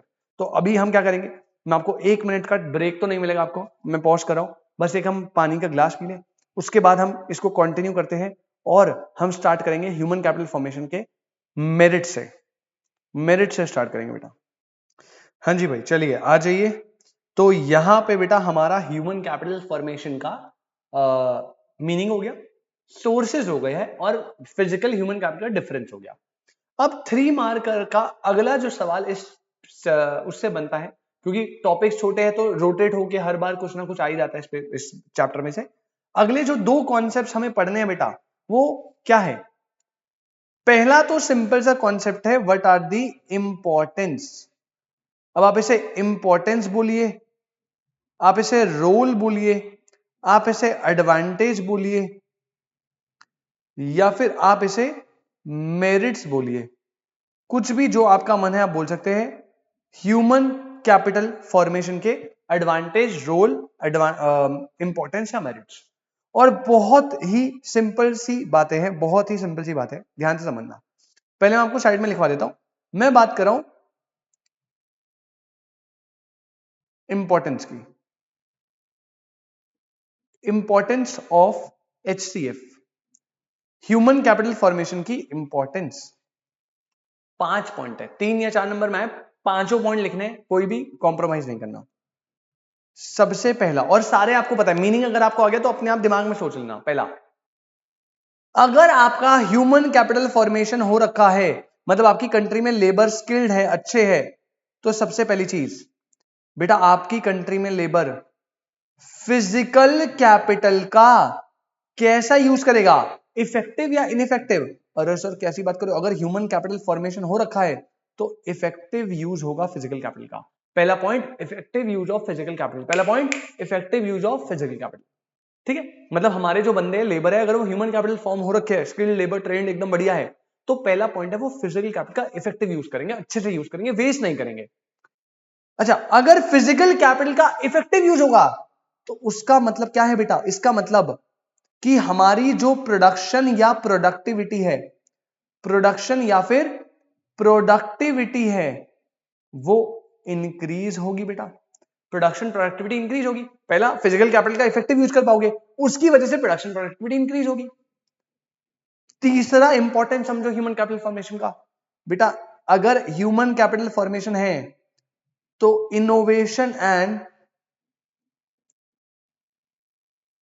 Innovation comma invention and technological growth होगी या नहीं होगी, आप बताओ।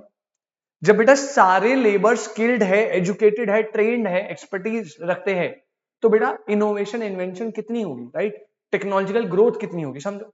जब सबके माइंड चलेंगे, सब एजुकेटेड है, सबके पास नॉलेज है, तो भाई हर बंदा अपना ओपिनियन देगा, अलग पर्सपेक्टिव देगा, इन्वेंशन इनोवेशन बेटर हो पाएगी। तो पहला फिजिकल कैपिटल का इफेक्टिव यूज होगा, दूसरा प्रोडक्शन प्रोडक्टिविटी ज्यादा होगी कंपेरेटिवली अगर ह्यूमन कैपिटल फॉर्मेशन, तो इन्वेंशन इनोवेशन टेक्नोलॉजिकल ग्रोथ होगी।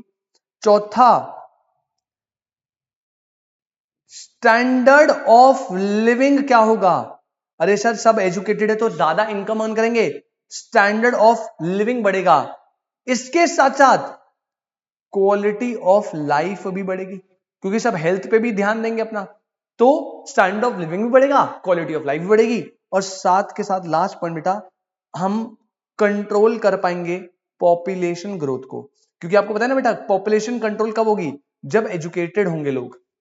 पुराने लोग क्या होते थे, अनएजुकेटेड होते थे, उन्हें पता ही नहीं था कि भाई, उनको लगता था ज्यादा बच्चे होंगे तो हमारे पास ज्यादा हैंड्स ऑफ वर्किंग होंगे, ज्यादा कमाएंगे, बट आपको पता नहीं ना भाई, पहले आपको पालना भी तो पड़ेगा ना ज्यादा बच्चों को, तो प्रॉब्लम होगी। तो अब जैसे जैसे लोग एजुकेटेड हो रहे हैं, धीरे धीरे लोग जो है नंबर ऑफ चिल्ड्रन प्लान करके करते हैं, एक या दो मैक्सिमम तीन, तीन ज्यादा तो आजकल बहुत रेयरली है, राइट। तो जैसे जैसे एजुकेशन मिलेगा लोगों को, वैसे वैसे पॉपुलेशन में भी कंट्रोल आएगा, क्योंकि रिसोर्सेज लोगों को समझ आएगा लिमिटेड है। तो यहां पे इंपॉर्टेंस बेटा 5 पॉइंट बहुत ही सिंपल आपके सामने बताया। पहला, फिजिकल कैपिटल का इफेक्टिव यूज होगा, दूसरा प्रोडक्शन प्रोडक्टिविटी इंक्रीज होगी, तीसरा इनोवेशन इन्वेंशन टेक्नोलॉजिकल ग्रोथ होगा, चौथा स्टैंडर्ड ऑफ लिविंग बढ़ेगा, क्वालिटी ऑफ लाइफ बढ़ेगी, और पॉपुलेशन कंट्रोल होगी। ये 5 पॉइंट आपको याद रखने हैं बेटा इसके, ठीक है। तो आपको एक बार जल्दी से मैं दिखा देता हूं।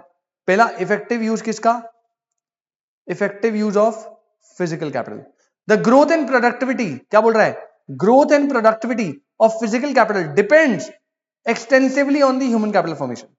Human skills and their efforts help in effective utilization of physical capital.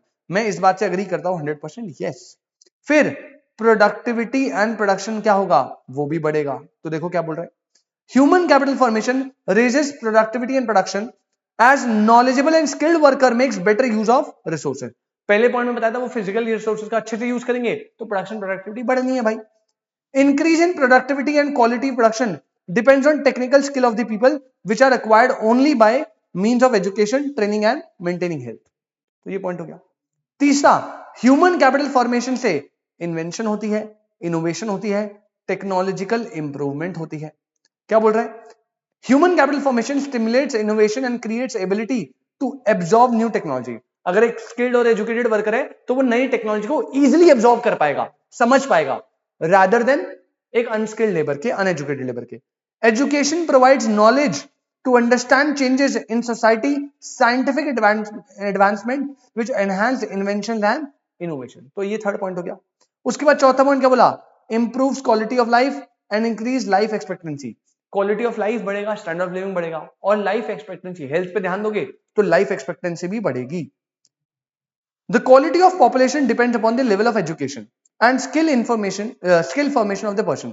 Due to human capital formation, people start living and enjoying higher income and more satisfying life. इसके साथ साथ formation of human capital raises life expectancy of the people, health facilities, availability of food, enable people to live healthy and long life. तो वही बात है भाई, पहला physical capital का इफेक्टिव यूज, दूसरा प्रोडक्शन प्रोडक्टिविटी बढ़ेगी, तीसरा इन्वेंशन इनोवेशन टेक्नोलॉजिकल इंप्रूवमेंट होंगे, चौथा लाइफ एक्सपेक्टेंसी भी बढ़ेगी और क्वालिटी ऑफ लाइफ यानी स्टैंडर्ड ऑफ लिविंग भी बढ़ेगा, और लास्ट बेटा एजुकेशन आ रही है तो हम पॉपुलेशन ग्रोथ को भी कंट्रोल कर सकते हैं। कैसे बोला? It has been observed that educated person have smaller families as compare to illiterate families, so spread of education is necessary to control the population growth rate. Simple. 5 importance I hope आपको समझ आ गई human capital formation की। ठीक है बेटा, 5 problems जो अब हम पढ़ने वाले हैं, 5 प्रॉब्लम्स, 5 इंपॉर्टेंस क्लियर है। अब हम पढ़ेंगे 5 प्रॉब्लम्स। आ जाइए, नेक्स्ट हेडिंग है प्रॉब्लम्स ऑफ HCF। अब बहुत सिंपल सी बात समझना, दिमाग लगाना थोड़ा। जब ह्यूमन कैपिटल फॉर्मेशन इतना ही जरूरी है तो क्यों ह्यूमन कैपिटल फॉर्मेशन नहीं कर देते? दे दो सबको एजुकेशन, हेल्थ, वेल्थ सब दे दो भाई, क्या दिक्कत है? जब ह्यूमन कैपिटल फॉर्मेशन इतने ही फायदेमंद है, इतना ही बढ़िया है, तो भैया ह्यूमन कैपिटल फॉर्मेशन दे दो ना। बेटा इतना आसान नहीं है ना, क्योंकि ह्यूमन कैपिटल फॉर्मेशन में there are certain problems. Problem जैसे क्या? पहला है इनसफिशिएंसीज। ह्यूमन कैपिटल फॉर्मेशन में कुछ प्रॉब्लम्स है, और पहली प्रॉब्लम है इनसफिशिएंसीज।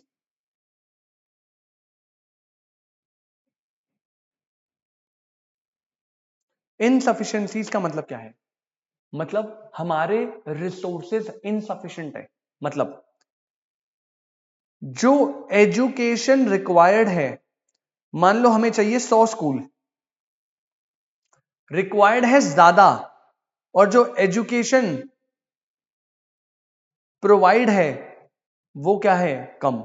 मतलब हमें चाहिए 100 स्कूल, लेकिन हम प्रोवाइड कर पा रहे हैं, हमारे रिसोर्सेज जो है वो इनसफिशिएंट है, वो सिर्फ 80 स्कूल ही दे पा रहे हैं। तो पहली प्रॉब्लम, रिसोर्सेज आर इनसफिशिएंट। मतलब जिस लेवल का हमें रिक्वायरमेंट है स्कूल्स का, हेल्थ फैसिलिटीज का, हम उतना प्रोवाइड नहीं कर सकते बिकॉज ऑफ इनसफिशिएंट रिसोर्सेज। तो पहला प्रॉब्लम जो ह्यूमन कैपिटल फॉर्मेशन का फेस करता है, that is resource are insufficient. तो हमने वर्ड दे दिया इनसफिशिएंसीज। दूसरा प्रॉब्लम है इनएफिशिएंसीज। अब सुनो ध्यान से, इनसफिशिएंसीज, इनएफिशिएंसीज, इसमें क्या डिफरेंस है? हमें मान लो 100 स्कूल्स रिक्वायर्ड है, अब हमारे रिसोर्सेज तो है नहीं 100, तो हम जो रिसोर्सेज है उससे एजुकेशन प्रोवाइड कर सकते हैं 80 स्कूल्स की, कोई दिक्कत नहीं है। तो 100 देनी थी, हम 80 दे सकते हैं, अरे 80 दे दो ना। बट बात ये आती है जब हम पॉलिसीज के इंप्लीमेंटेशन में आते हैं, थोड़ा बीच में ब्रोकर्स, बिचौलिए या करप्शन इतना ज्यादा है कि हमारी पॉलिसीज इनएफिशिएंट है, मतलब हम वेस्टेज कर देते हैं रिसोर्सेज का।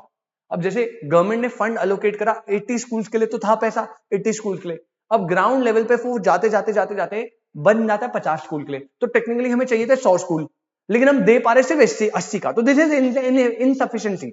लेकिन जब ग्राउंड लेवल पे हम लेकर आते हैं तो हम 80 को भी नहीं दे पाते, हम खोल पाते 50 school, that is called inefficiencies. तो टेक्निकली हम क्या करते हैं? हम रिसोर्सेज का वेस्टेज करते हैं, this is called inefficiency. Resources का वेस्टेज करते हैं, और 80 स्कूल्स देने थे ना, ग्राउंड लेवल पे हम इतने भी नहीं दे पाते, और eight the end of the day हम एक्चुअली कितने देते हैं? एक्चुअली हम देते हैं 50 स्कूल। ये होता है इनसफिशिएंसी और इनएफिशिएंसी में डिफरेंस। आई होप बेटा यहां पे आपको ये वाली बात समझ आई अच्छे से। आई होप दिस इज क्लियर। पहला इनसफिशिएंसी क्लियर है, रिसोर्सेज जो है रिक्वायर्ड ज्यादा है बट हम प्रोवाइड कम कर पाते हैं। दूसरा इनएफिशिएंसी क्या है कि जितने हम प्रोवाइड कर रहे हैं उसमें भी हम इनएफिशिएंट है, मतलब काफी रिसोर्सेज हम वेस्ट कर देते हैं ड्यू टू सम रीजंस, और उसकी वजह से हम अपना बेस्ट नहीं दे पाते, बेस्ट यूटिलाइजेशन नहीं कर पाते। ठीक है। तीसरी प्रॉब्लम जो प्लीज आप स्टार बना के लिख लेना, क्योंकि 2 मार्क्स में इंडिविजुअली क्वेश्चन आ जाता है, ये पहले भी मैंने डिस्कस करी थी। तीसरी होती है बेटा ब्रेन ड्रेन।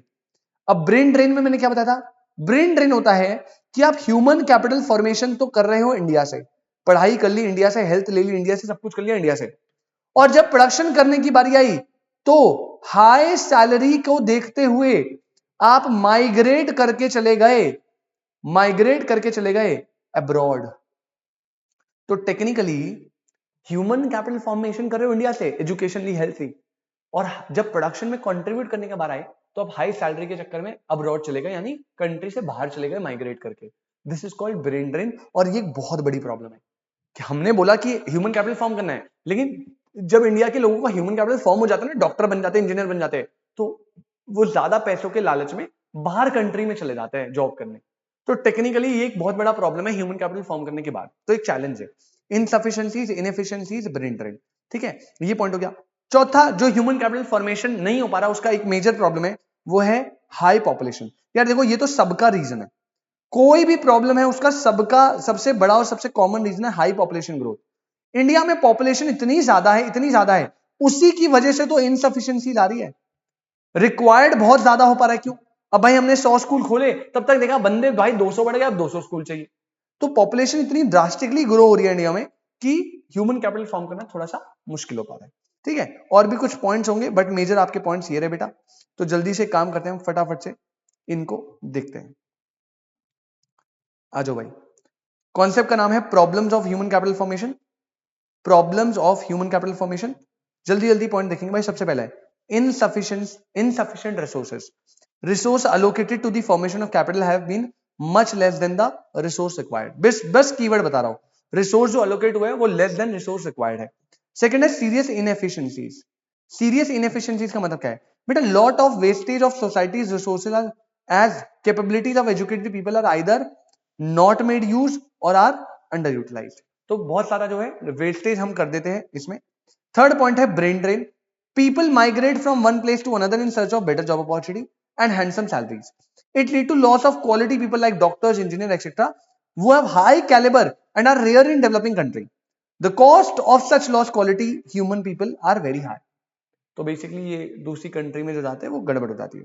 फोर्थ है हाई ग्रोथ ऑफ पॉपुलेशन, ये भी एक रीजन है। Continuous rise in population have adversely affected quality of human capital. It reduces per head availability of the facility. तो जो पर पर्सन को फैसिलिटी मिलती है वो कम हो जाती है क्योंकि नंबर ऑफ पीपल बहुत ज्यादा है। तो ये एक प्रॉब्लम है। इसके अलावा दो पॉइंट ऐसे लिखे हुए, lack of power, proper man power planning, हम अपने मैन पावर को प्रॉपर प्लान नहीं कर रहे, and weak science and technology. तो दीज आर सम प्रॉब्लम्स जो ह्यूमन कैपिटल फॉर्मेशन करने में हमें फेस होती है। तो याद करिए बेटा, पहला फिजिकल ह्यूमन कैपिटल का डिफरेंस 3 नंबर। दूसरा ह्यूमन कैपिटल फॉर्मेशन का मीनिंग, वो नॉर्मल आपको याद रखना है। तीसरा सोर्सेस, कोई भी 5 में से एक सोर्स 4 नंबर में आएगा। फिर बताइए ह्यूमन कैपिटल फॉर्मेशन के 5 मेरिट्स या इंपॉर्टेंस, रोल, एडवांटेजेस, जो भी आप बोलो, और 6 problems, challenges, demerits, disadvantages, negatives, जो भी आप बोलो। तो ये जो है आपका एडवांटेज और डिसएडवांटेज, यानी importance and challenges and problem, ये दोनों होता है खत्म।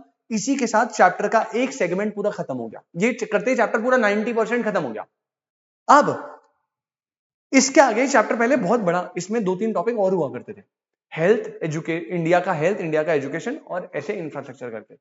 लेकिन अब ना इन 2-3 साल पहले से आपकी बुक में सब कुछ काट दिया है, और इसके बाद बस आपको एक टॉपिक दिखेगा जो आपके सिलेबस में अब है, वो है एजुकेशन सेक्टर इन इंडिया। भाई जब हमने बात करी कि ह्यूमन कैपिटल फॉर्मेशन में एजुकेशन, आपको दिख रहा है ना, एजुकेशनल सेक्टर इतना इंपॉर्टेंट है, इतना इंपॉर्टेंट है, तो भैया इंडिया के एजुकेशन सेक्टर की बात भी कर लेते, थोड़ी सी, थोड़ा डेटा वेटा देख लेते, खेल लेते डेटा के साथ, ठीक है। और बेटा पेपर में आता है question, education sector in India कैसा, write a short note 4 number में। तो एजुकेशन सेक्टर इन इंडिया, पहले हेल्थ भी था सिलेबस में, बहुत थे, बट अभी के लिए बस इतना सही है, एजुकेशन सेक्टर इन इंडिया, ठीक है। तो हम जो है एजुकेशन सेक्टर इन इंडिया के बारे में पढ़ेंगे। अब सिर्फ आपको 3 पॉइंट बनना है। पहला पॉइंट ये है, दूसरा पॉइंट ये है जिसके अंदर 4-5 पॉइंट है, और तीसरा पॉइंट आप देख रहे हो यहाँ पे। पहले बता दूं, तीसरा पॉइंट आपको होमवर्क में देता हूं मैं अपने क्लास में भी होमवर्क में देता हूं, आपको भी होमवर्क में दे रहा हूं। क्यों? क्योंकि ना डेटा है, ये आप डेटा एक बार बस बुक से रीड कर लेना, पहले बता रहा हूं भाई, बुक से रीड करना। आप देख लो यहाँ गैप छोड़ा हुआ है मैंने, क्योंकि ये अलग टॉपिक है, ये अगला टॉपिक अलग है, ठीक है, इसको मत देखना।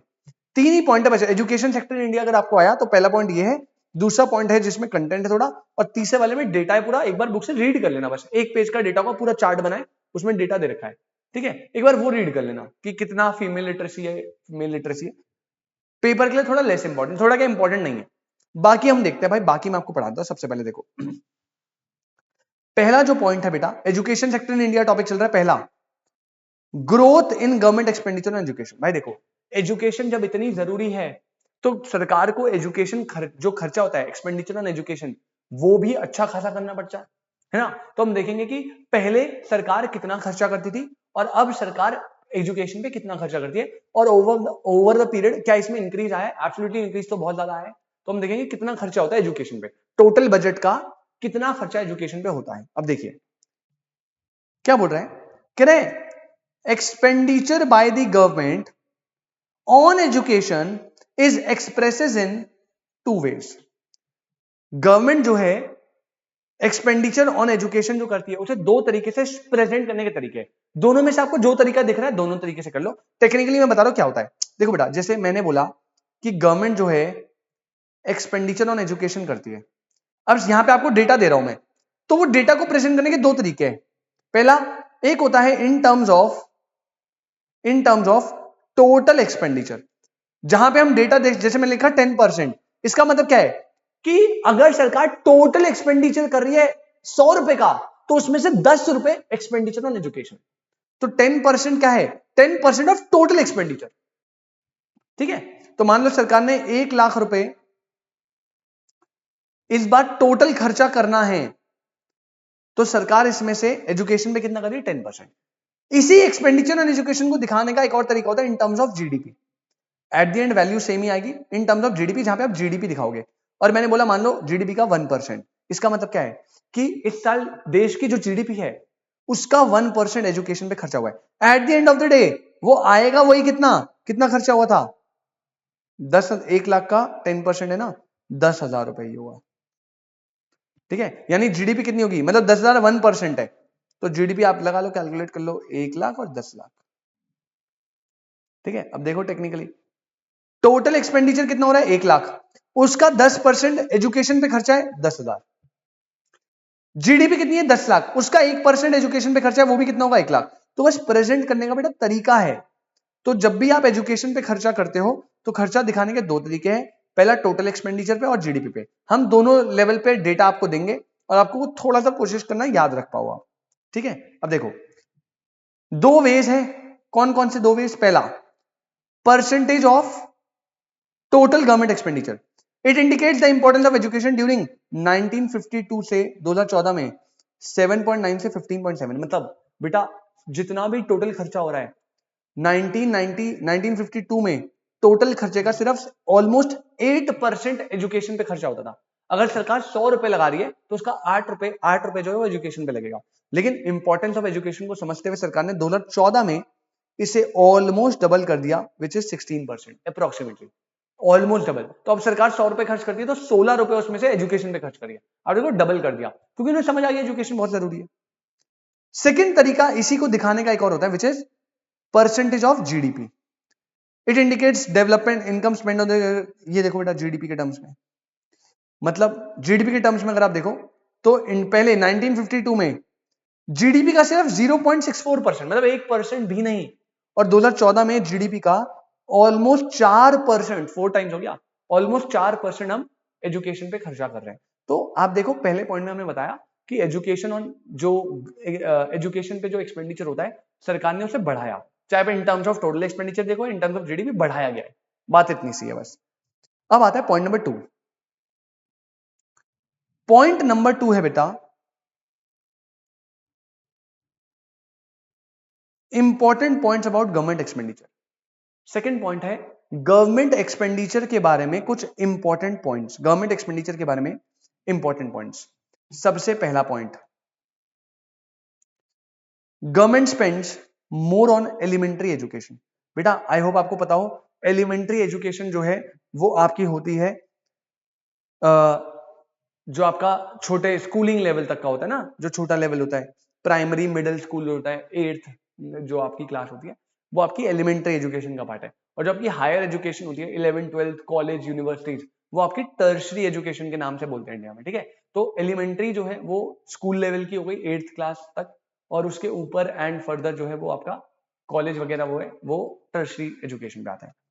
तो देश में ना, हमारे देश में government spends more on elementary education. ठीक है, क्यों? क्योंकि स्कूलिंग तो सब लोग करेंगे ना। अब इंडिया में 140 करोड़ लोग हैं,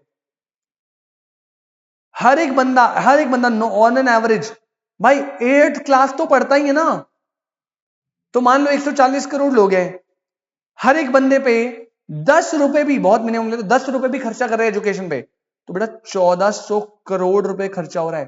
तो जो टोटल एक्सपेंडिचर होता है ना, टोटल एक्सपेंडिचर, वो एलिमेंट्री एजुकेशन में इंडिया में ज्यादा होता है, क्योंकि पॉपुलेशन ज्यादा करती है ना। स्कूल तो हर कोई जाता है, कॉलेज हर कोई नहीं जाता, याद रखना।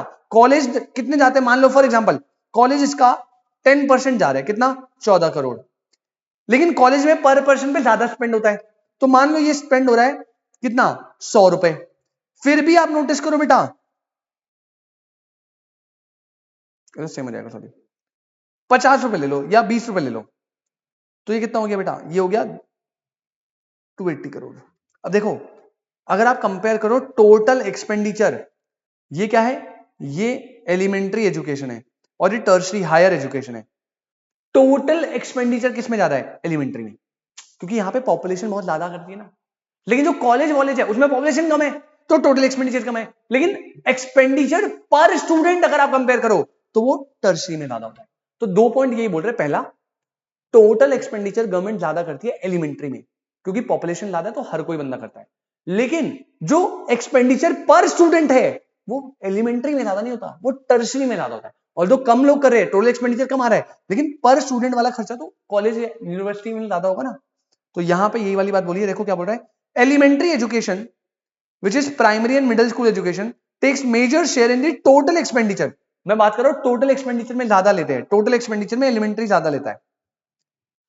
शेयर ऑफ हायर और टर्शरी इज लीस्ट, लेकिन when it comes to expenditure per student, expenditure on tertiary education is important. क्यों इंपॉर्टेंट है, तो अब देखो एक्सपेंडिचर पर स्टूडेंट आएगा, on an average government spend less on tertiary education as compare to elementary education. ये तो आप बोल रहे हो, टोटल एक्सपेंडिचर जो है वो इसमें ज्यादा है और इसमें कम है, लेकिन जब आप बात करते हो एक्सपेंडिचर पर स्टूडेंट की, जब आप इसकी बात करते हो, तो ये किस में ज्यादा है, expenditure per student in tertiary education is higher than the elementary education.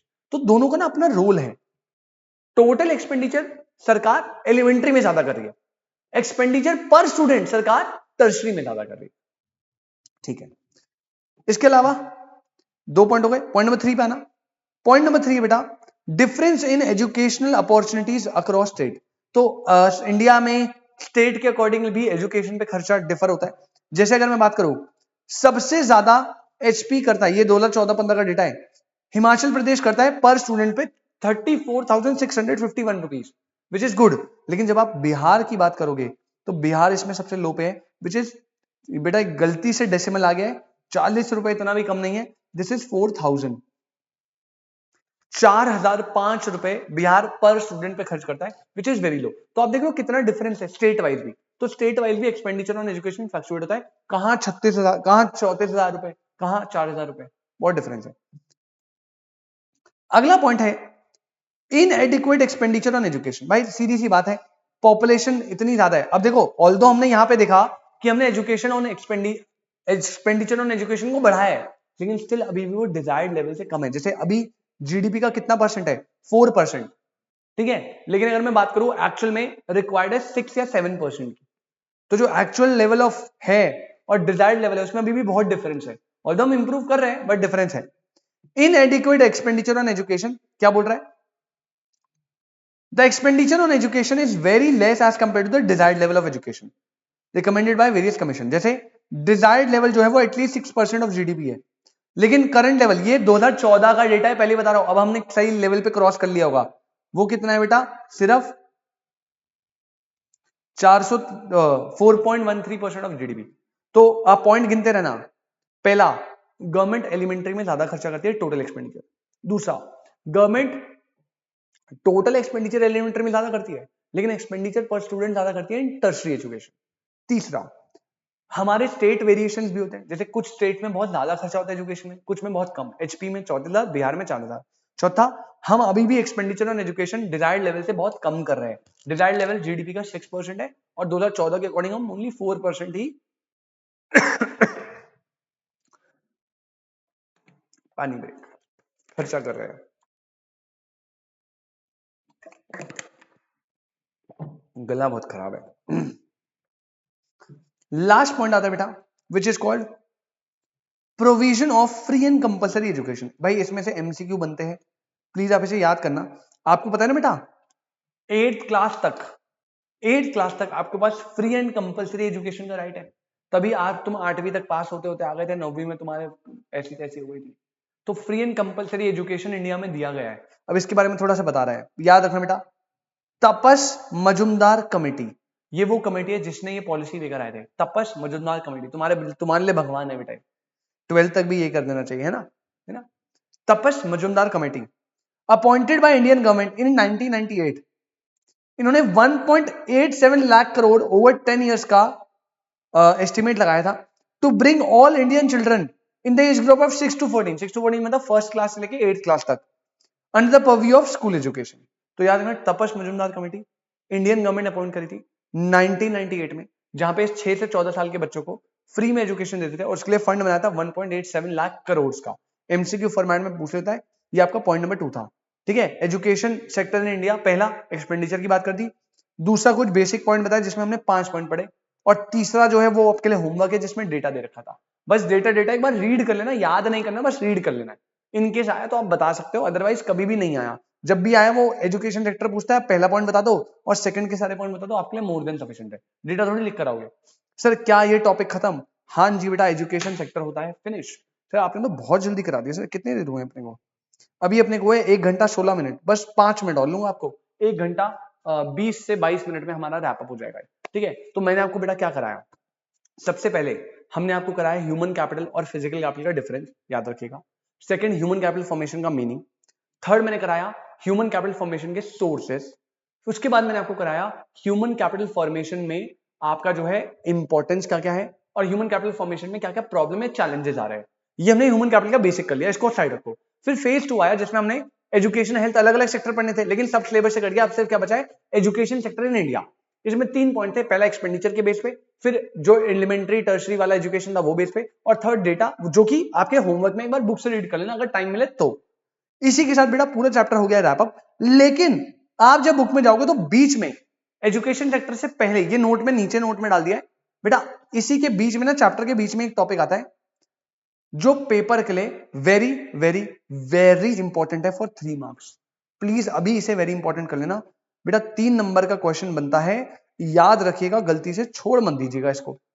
ये गलती से भी नीचे चला गया नोट में, ये एजुकेशन सेक्टर के ना बाद आना था यहाँ पे प्रॉब्लम्स के बाद, लेकिन नोट में गलती से नीचे चला गया, कोई दिक्कत नहीं है। ये मत समझना सर लास्ट में लिखवा दिया तो नकली सा है। बेटा नोट डाल लेना आप अलग से, या हेडिंग डाल लेना, मतलब कोई दिक्कत नहीं है। पेपर में के लिए वेरी इंपॉर्टेंट करो बेटा, बहुत बार पेपर में आया 3 मार्क्स में। और टॉपिक का नाम है human capital versus human development. Human capital versus human development, छोटा सा टॉपिक है, 2 मिनट लूंगा। देखो कह रहा है the terms human capital and human development sound similar. यही आंसर लिखना है जितने पॉइंट लिखवा रहा हूं। पॉइंट नंबर 1, पॉइंट नंबर 2, बस 2 ही पॉइंट लिखने हैं 3 नंबर में या 2 नंबर में, यही लिखना है। थोड़ा लैंग्वेज में इशू है, आपको लैंग्वेज पढ़ के लगेगा अजीब, लेकिन जब मैं समझाऊंगा इजी एकदम। The term human capital and human development sound similar but there is a clear distinction between them. इनके बीच में क्लियर डिस्टिंक्शन है बेटा, क्लियर डिफरेंस है। क्या डिफरेंस है देखो, कह रहा है human capital consider education and health as a means to increase labour productivity. ये 2 पॉइंट है। अच्छा हाँ, यहां से आप थर्ड पॉइंट ब्रेक कर सकते हो, यहां से आप थर्ड पॉइंट बना सकते हो भाई। This is your point number 1, this is your point number 2, और ऑन द अदर हैंड से पॉइंट नंबर 3 बना लेना। ह्यूमन कैपिटल तो आप पढ़कर आए, ह्यूमन कैपिटल क्या होता है? ह्यूमन कैपिटल होता है, ह्यूमन कैपिटल फोकस करता है लेबर के एजुकेशन और हेल्थ में, ताकि वो प्रोडक्टिव जो उनकी लेबर प्रोडक्टिविटी है वो बढ़ पाए। तो पहला पॉइंट बोला human capital human development similar लगेंगे, लेकिन इनके बीच में क्लियर डिस्टिंक्शन है। पॉइंट नंबर 2, ह्यूमन कैपिटल क्या होता है? ह्यूमन कैपिटल का मतलब है ह्यूमन कैपिटल कंसिडर करता है एजुकेशन एंड हेल्थ को, ताकि लेबर प्रोडक्टिविटी बढ़ पाए। लेकिन point number 3, on the other hand, on the other hand according to human development education and health are integral to human well-being, because only when people are have ability to read and write and ability to lead a long and healthy life, they will able to make other choices which they value। Sir क्या मतलब है? Simple सी बात बेटा, समझो। ये जो है ना, ये ह्यूमन डेवलपमेंट है।